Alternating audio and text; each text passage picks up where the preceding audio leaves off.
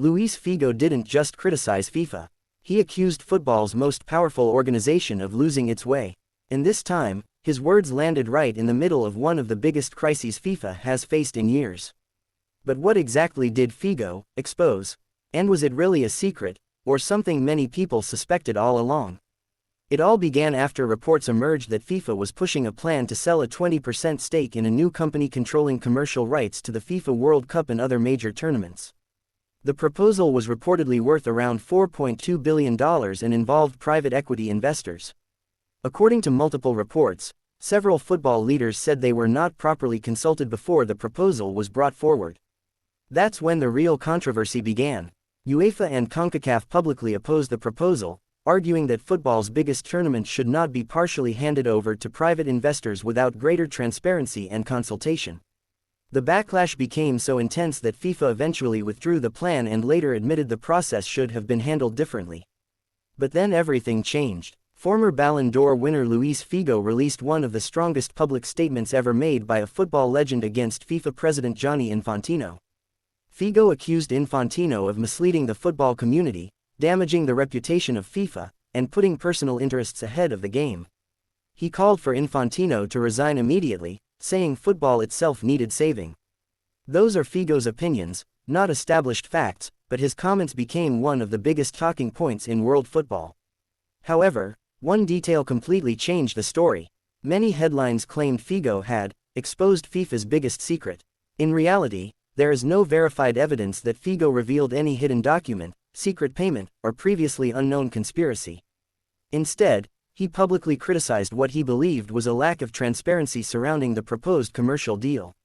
His argument was that decisions affecting football's future were being made behind closed doors.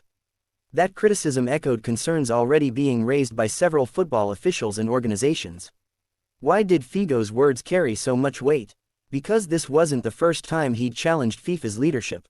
Back in 2015, Figo even ran for FIFA president before withdrawing from the election, calling the voting process unfair and saying the system concentrated too much power in one person. Since then, he has remained an outspoken voice on football governance. What happened next surprised almost everyone. FIFA held a crisis meeting after the commercial proposal collapsed. The organization apologized internally for how the process had been handled and insisted it remained united behind Infantino. FIFA also denied allegations that political promises had been exchanged to gain support for the proposal or future elections. Despite heavy criticism, Infantino retained backing from many national associations, particularly outside Europe, meaning his position remained stronger than some expected. The reactions kept growing. Media outlets across Europe described the failed proposal as one of the biggest governance crises of Infantino's presidency. Some football officials demanded greater accountability, while others focused on reforming FIFA's decision-making process rather than replacing its leadership.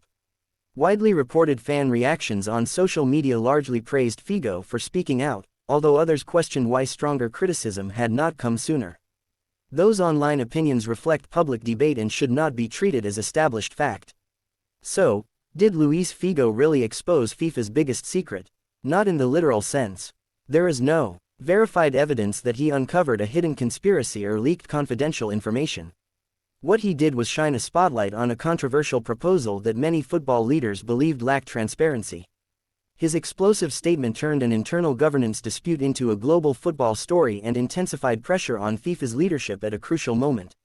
Whether you agree with Figo or believe FIFA handled the situation correctly, one thing is clear: this debate is about far more than one business deal. It's about who controls football's future, and who should be trusted to protect the world's biggest sport. What do you think? Was Luís Figo right to call for change, or has the controversy been blown out of proportion? Let us know in the comments, and don't forget to subscribe for more deep dives into football's biggest stories.